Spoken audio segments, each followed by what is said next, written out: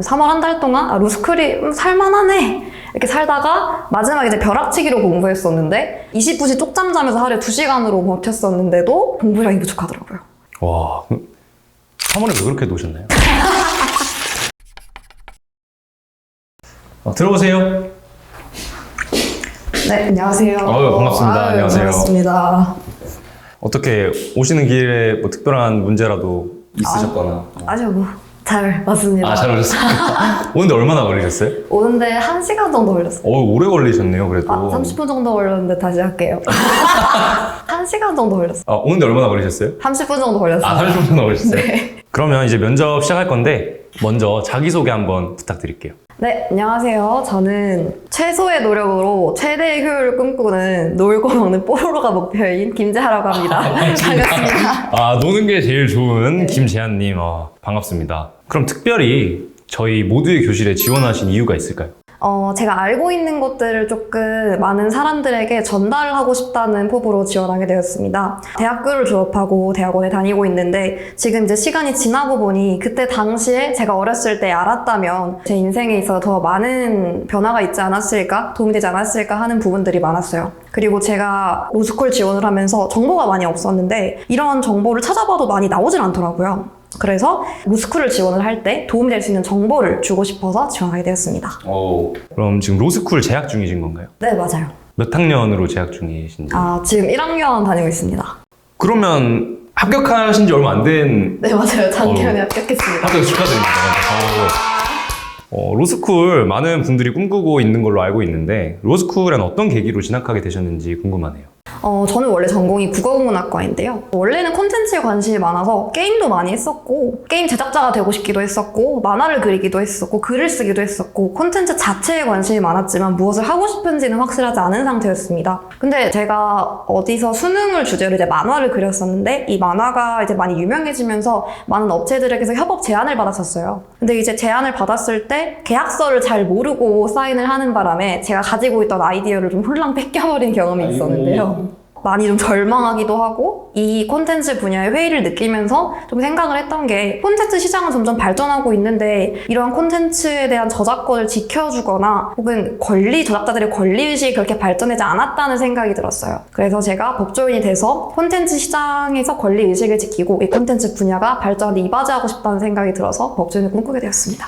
사실 대부분 사람들이 그런 일을 겪더라도 약간 다음에 그런 일이 일어나지 않도록 스스로 조심하는 방법에 대해서는 많이들 생각하지만 내가 다 때려 부수겠다. 내가 이 판국을 바꿔놓겠다. 이렇게 마음 먹기는 쉽지 않을 것 같은데 멋있다고 생각합니다. 감사합니다.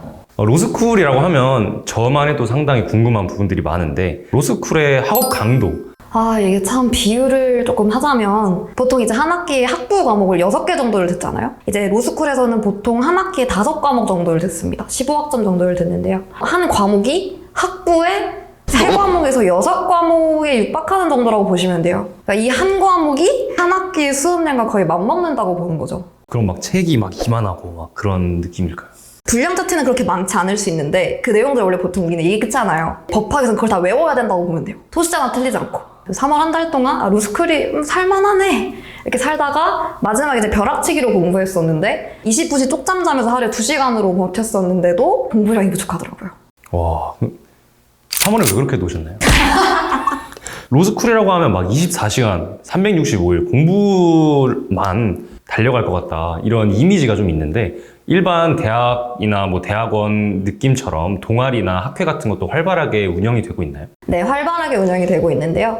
방금 제가 말한 2시간 쪽잠 이런 거는 제가 이제 3월 동안 놀아가지고 이제 업보청산의 개념인 거고요. 로스쿨도 사람 사는 곳입니다. 학회도 있고 동아리도 운영이 되고 있는데 뭐 테니스부, 러닝부, 뭐 농구, 축구 이렇게 여러 가지 동아리가 있어서 그 안에서 이제 원우분들이 친목도 다지고 운동도 하면서 즐기고 노는 것 같아요.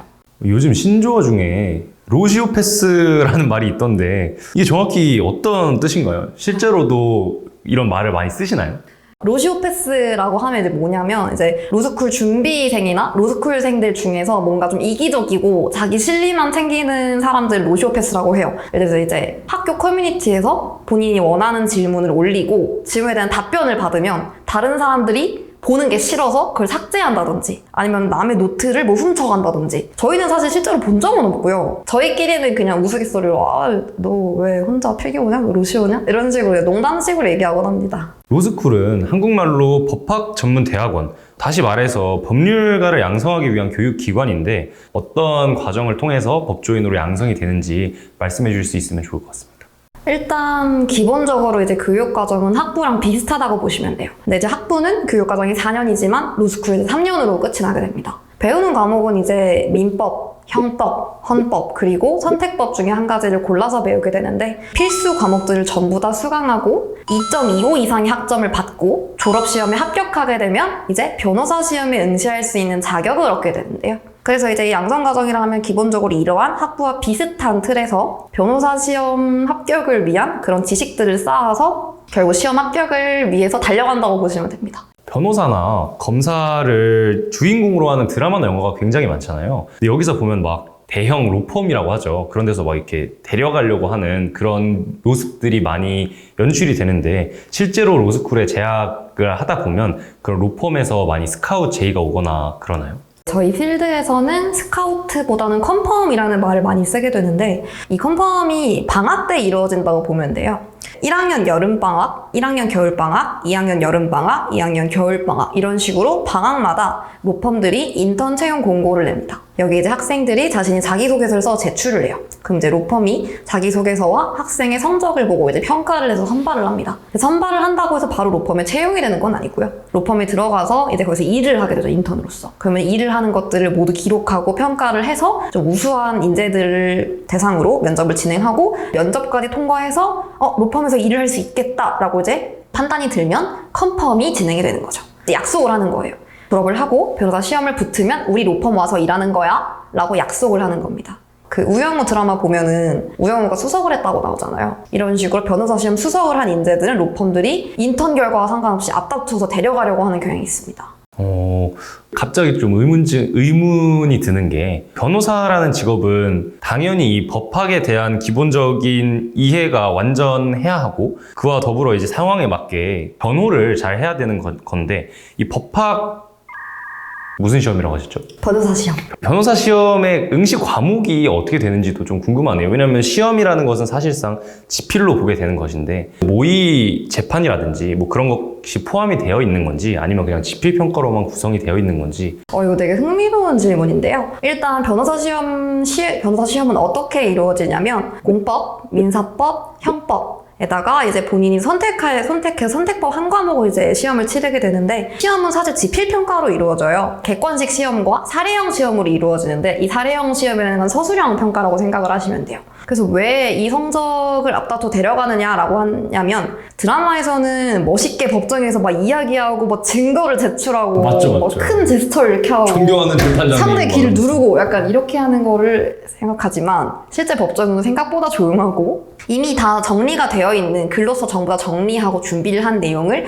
말하는 것에 좀 더 가까워요. 그래서 말을 하는 능력보다는 글을 쓰고 이 현재 어떤 사건이 있다고 하면 이 사건에 어떤 법이 적용되고 내 의뢰인에게 어떤 법을 적용하는 게 유리할 것인지를 주장하는 게 중요한 거거든요. 그렇기 때문에 얼마나 많이 법을 알고 있고 법과 관련된 사례를 얼마나 많이 외우고 있는지가 중요하기 때문에 좀 말로 하는 퍼포먼스보다는 시험 성적이 좀 더 중요한 편이죠. 말도 굉장히 중요하기는 한데 일단 뭘 알아야 말을 하기 때문에 아는 것이 힘이다. 옷을 잘 입는다고 적어주셨네요. 패션에 좀 관심이 깊은 편이신가요? 게임을 할 때도 캐릭터 옷을 무조건 다 사모을 정도로 옷에 진짜 관심이 많습니다. 옷이 제 방에 사는데 제가 얹혀 산다고 할 수 있을 정도로 방에 옷이 정말 가득하게 차 있어요. 제가 원하는 옷을 입는데 조금 기쁨과 보람을 느끼는 편인 것 같아요.